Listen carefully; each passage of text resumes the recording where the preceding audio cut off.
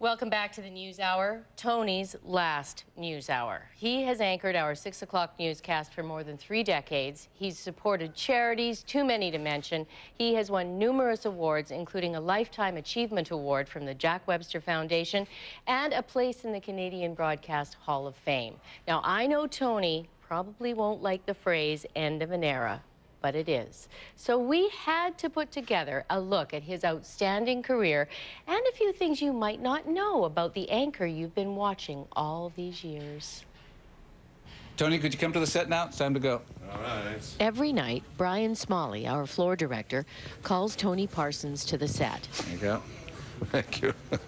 It's a little joke between the two of them, and it's been that way for years. But today is very different because this is Tony's last news hour. Last one. How are you holding up I'm okay. so far? Don't say anything sad or gloomy, or a grown man will cry on live television.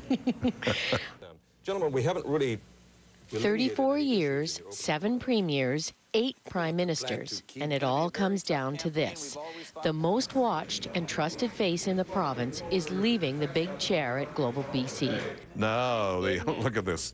The fruits of Johnny. But before he goes, he sat down with me for lunch and a frank discussion about Tony the news anchor, whom everyone knows, and Tony the man, who is a very private person and shy, but obviously not too shy to choose a very public career. I don't know what I would have done if I didn't do what I do now. I wanted to be a lawyer originally, but I got steered into being a journalist. Tony Parsonage was born in England just as World War II was heating up. His British father was very strict and away a lot. His Italian mother raised their 6 children, mostly on her own. They moved to small-town Ontario after the war, and that's where Tony got a radio job and his new last name, Parsons, from a boss who liked short names. His dad, though, wasn't happy about Tony's choice of career. Toward the end of his life, we became friends again. And he never admitted to me that he thought I was successful in what I did because he didn't think it was a job, because I didn't use my hands. This is the News Hour. But his job was very real to viewers of the News Hour. Here is Tony Parsons. Good evening, BC teachers. Tony came on board in 1975 as the newscast was gathering steam and viewers on its climb to #1. BCTV was the new kid on the block in 1960. The #1 newscast when the station went on the air was CBS News with Walter Cronkite. The flash, apparently official, President Kennedy died at 1 p.m. Central Standard Time. Yes, British Columbians turned to CBS at supper time. No one else, including BCTV, came close for obvious reasons. So if there's an item that you'd like to know more about, please call us at Channel 8 TV News. The News Hour with Tony Parsons. But 15 years later, the station that put pictures first went after original stories and always went for the latest technology, found the anchor that British Columbians wanted to watch. The News Hour with Tony Parsons. Tony had 2 things. One was he had an excellent voice and a good announcing capability. But he also had a calmness, a demeanor that commanded attention. And the most meaningful news you can get. Well, it's all over. It's been one long party here for the past 5 Expo might have been over, but Tony's career just kept right on going. He had one of the best jobs in broadcasting, making very good money in a province he loved. I'm Tony Parsons. But he realized one night crossing the Lions Gate Bridge that he wasn't happy. Nothing mattered. Something was wrong. And eventually, he spoke to his doctor.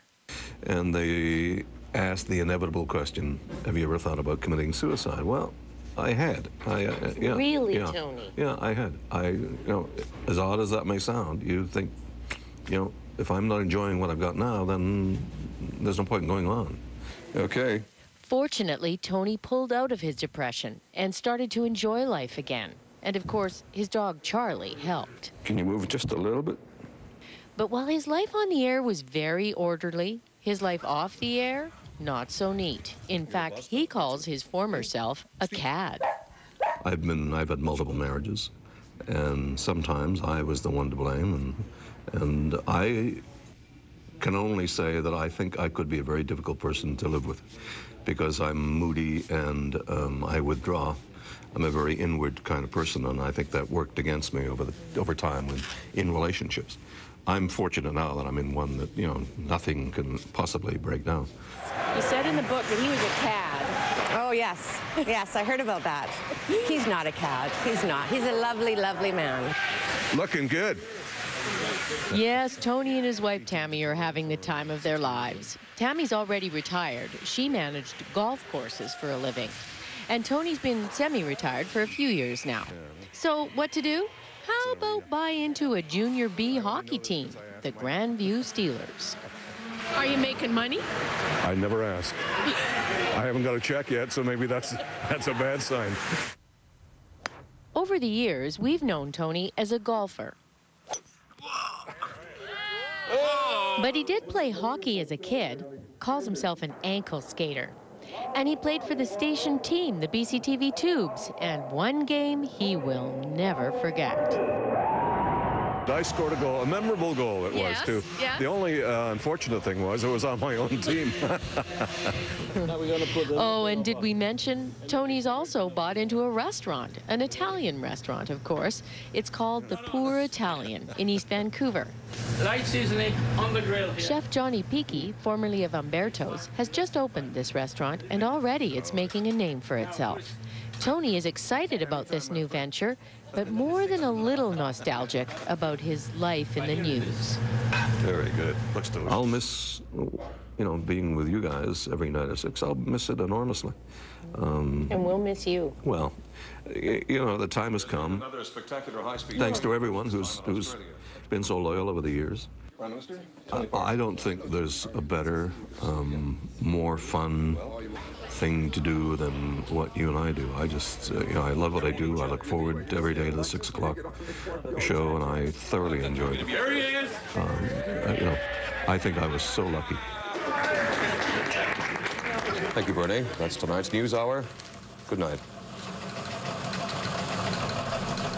Such a handsome man. Now, we have talked to people on the street, but if you would like to post your own message to Tony on our website, all you need to do is go to globaltvbc.com, and we will be back in just a moment.